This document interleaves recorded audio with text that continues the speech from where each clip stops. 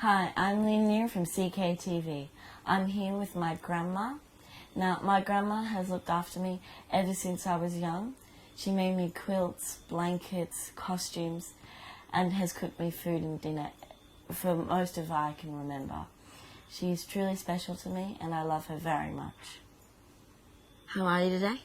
Good, thanks, Leah. It's good to be with you.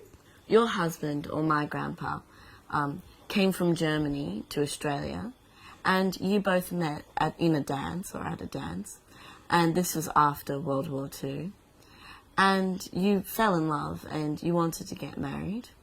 What was it like telling your parents, who had been through World War II, that you were going to marry a German, the enemy?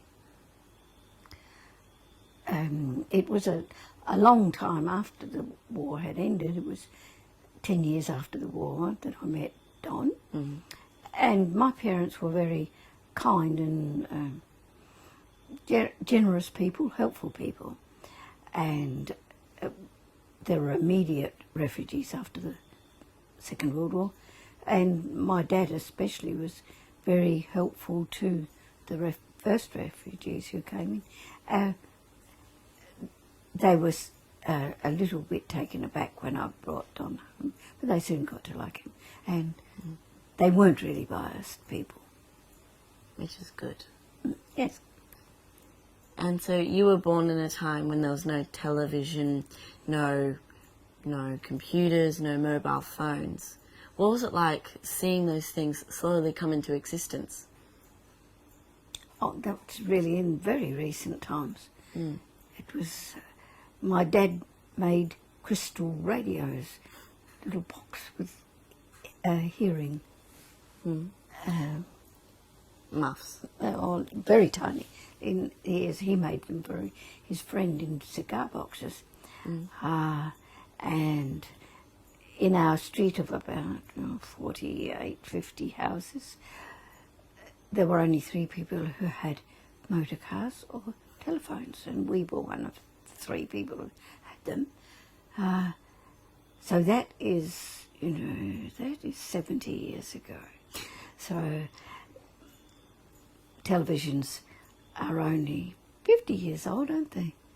A bit more than 50 years, and computers only not even 30 years old. Mm. So those things are recent in my life. Mm.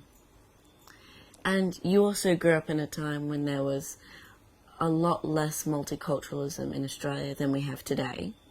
What was it like seeing new cultures, new foods coming into Australia? What was it like for you? I think we probably continued eating the things we did ourselves, and we were quite familiar with Italian food because Italians did live in our state anyway, in South Australia. So we knew Italians long before the war.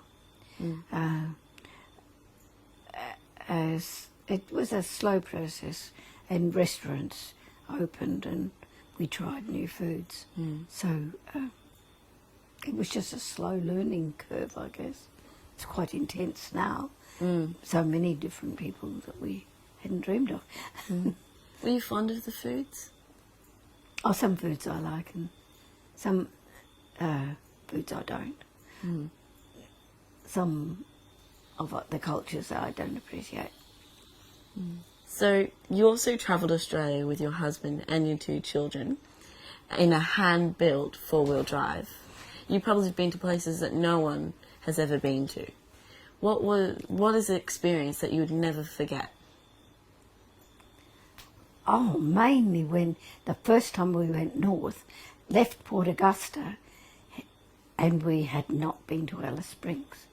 And we drove on this dirt road for hundreds of miles, and it was just a single lane road, but high up, and the drop either side of the road, it must have been about 10 feet down. And so that they almost held your breath to make sure the car stayed on the dirt road and didn't fall off down the side. So it was quite a traumatic experience. Sometimes, yes. Okay. So our family does sailing. Your son does sailing, and he's passed it down to us, and so has our mum. It's almost as if it's a part of our family. What would you say is a moment that that is your favourite moment of sailing? I guess the first time we won a trophy, Really? and it was a big race between, it was Goolwa to Wellington, which means up the last part of the River Murray and across Lake Alexandrina to Wellington. And a great storm blew up. And at the Narung Narrows, the wind blew our boat over and the sail was in the water and it bounced up very quickly and I got drowned, drenched with water because the sail filled with water, and when the boat straightened up, I was wet. But the storm continued all that day, and we had quite a really good stable boat, but it was probably the slowest in the fleet. And we kept sailing.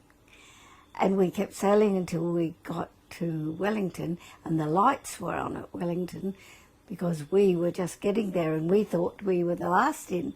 And we weren't the last in, we were the first in because everybody else had been tipped over and they'd taken to the nearest land and stayed there, and we won the trophy because we were the first in. Persistence. And only a few boats finished.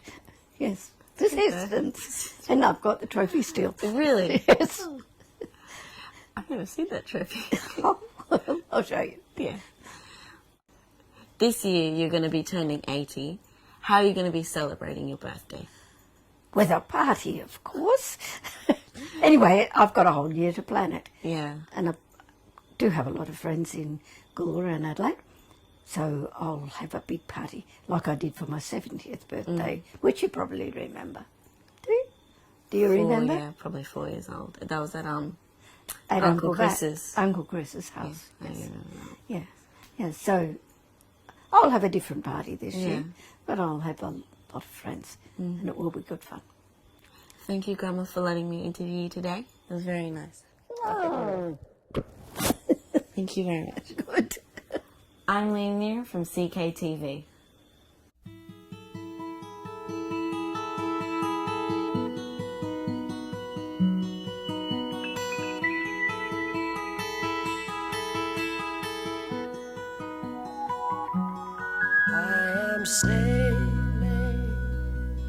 I am sailing home again, across the sea. I am sailing stormy waters.